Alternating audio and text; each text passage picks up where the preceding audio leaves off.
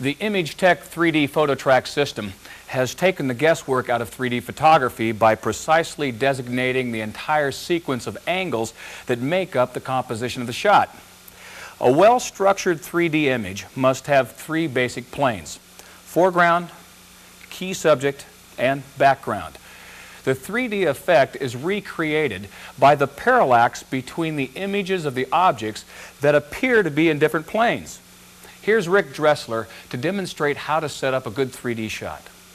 Shooting a 3D photograph is very similar to shooting a two-dimensional photograph.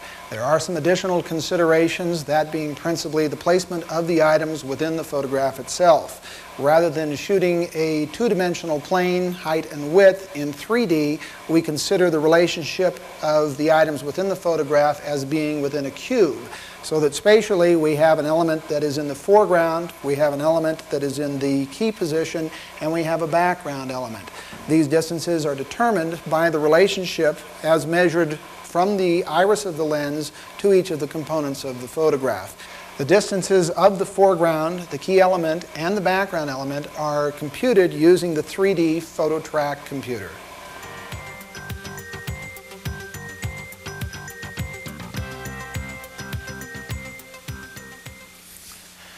Because a large portion of 2D photographs seek to create a sense of depth, taking a 3D photograph is not much different than taking a conventional one. In fact, the arrangement of the key subject, the lighting, and other various elements that make a good 2D photograph will generally produce an outstanding 3D photograph. The placement of the objects is essential to the 3D impact of the final shot. To achieve the best results in 3D, it's important to create a visual interdiction between the key subject and the foreground. An important aspect of creating a good 3D photograph is visual interdiction. That is, the overlapping of one element covering that of another element. In this particular photograph of the margaritas, the margarita glass is overlapping the pitcher is overlapping the sriracha. Visualize visual interdiction as the overlapping of the lime here with the lemon. This overlapping helps to create an additional illusion of 3D within the 3D photograph. Remember that parallax is the apparent difference in position of an object when it's seen from two viewpoints. The spatial relationship between the foreground, key subject, and background must be controlled in order to obtain a proper level of parallax in the final 3D photograph. Too little parallax yields an unsatisfactory 3D effect, and too much parallax causes the foreground and the background images to flip and go out of focus. To optimize the 3D effect, always use a background with detail. A textured background or design is recommended to enhance the 3D effect. The detail may be shadows, texture, or props. The most important thing to watch for in setting up a 3D shot is to make sure that your background is sufficiently textured enough that you'll get a good push from the key. Working with a plain sweep with a halo or something of that order just isn't sufficient to really give that dimensional push that you need.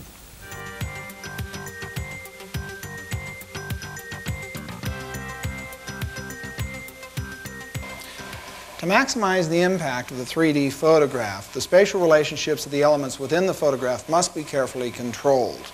The foreground, key element, and background element must be specific distances from the lens iris.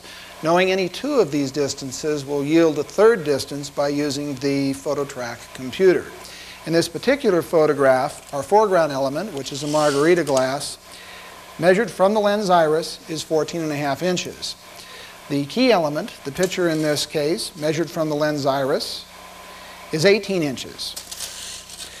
Using the Phototrack computer, we can now determine the background distance, or the background element, which in this case is the sriracha.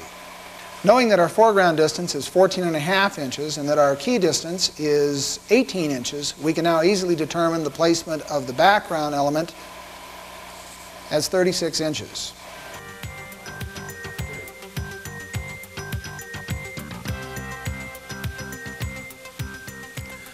Once you have determined the position of any two elements of the shot, either the foreground and background, foreground and key subject, or background and key subject, the Phototrack computer will help you determine the position of the other unknown element.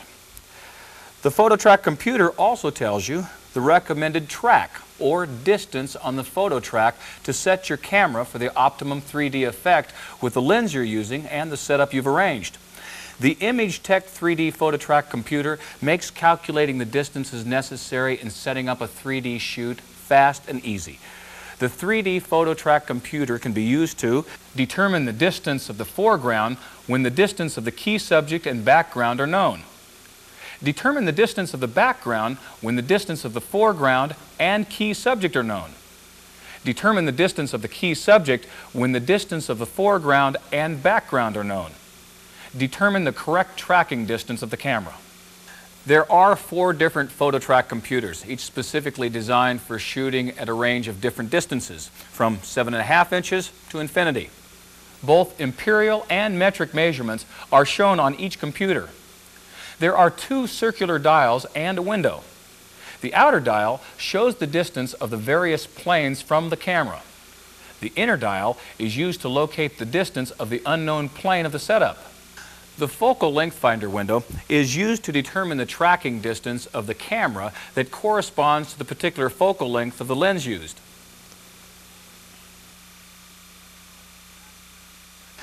Here's how to find the background and tracking distance when you know that the key subject is at 7 feet and the foreground is at 5.5 feet. Move the inner dial on the Phototrack computer so that the large black arrow is pointing at the 7-foot mark on the outer dial. Looking at the outer dial, find where the known foreground distance is at 5.5 feet. Notice that the black triangle on the inner dial under the 5.5 marking on the outer dial is number 5. To find the unknown background distance, find the white triangle number on the inner dial that corresponds to the black triangle number. This will also be 5. The number on the outer dial above white triangle number 5 is your background distance, which is 15 feet. Now we know all 3 distances necessary to correctly set up the 3D shot. Next, to determine which track number to set the camera at on the Phototrack, move the focal length finder so that the middle window lines up over either black triangle number 5 or white triangle number 5. It doesn't matter what you use, either one will give you the same readings. Depending on whether you're using a 120 format or a 35mm format, you will look at either the left or right side of the window. In this example, we're using a 100mm lens on a 120 format camera. Now find the number for the focal length lens you are using for the shoot. The calculator shows that we should shoot on track number 8. Now you have the 3 correct distances for setting up your shot: foreground, background, and key subject, and the correct track number. Let's try another example.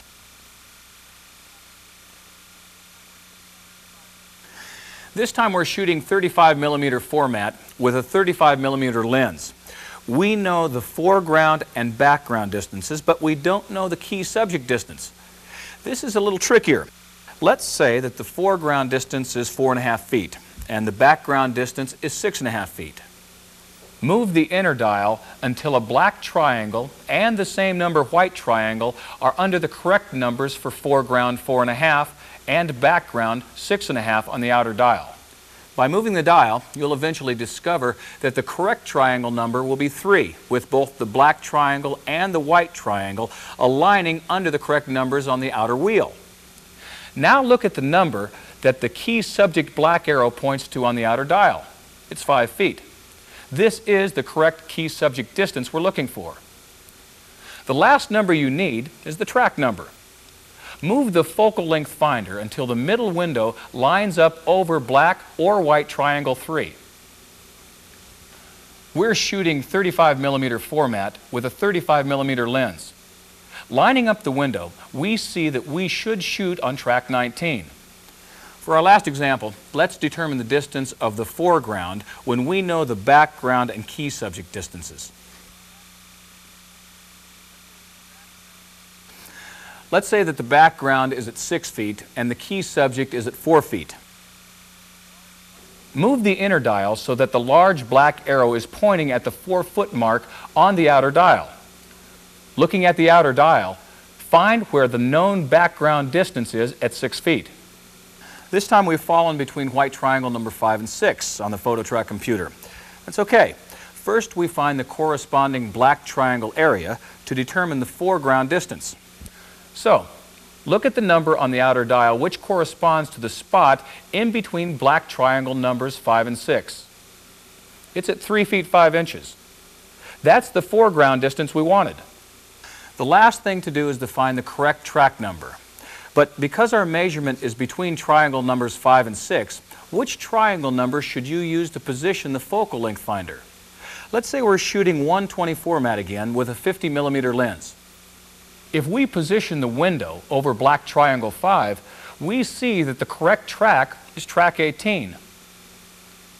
Now move the focal length finder over black triangle 6. Here we see that the recommended track is number 15. To find the correct track, simply split the difference between 15 and 18. In this case, the correct track would be number 16.5. And finally, to ensure the best possible 3D results, we recommend that you shoot each setup at 3 different track markings. Using the Imagetek 3D Phototrack computer and some simple mathematics will help you get consistently great 3D prints and transparencies. It's easy to determine which alternative tracks to shoot. Alternative track numbers should be half and twice the track number determined on the Phototrack computer. For example, if the Phototrack computer tells you that with the distances of your setup you should shoot at track 8, your alternative tracks should be twice the track number and half the track number, or 16 and 4. If the Phototrack computer recommends shooting at track 2.8, you would shoot separate series of exposures at track 5.6 and 1.4. If the track number you need is not on the track, always round up or down to the nearest track number.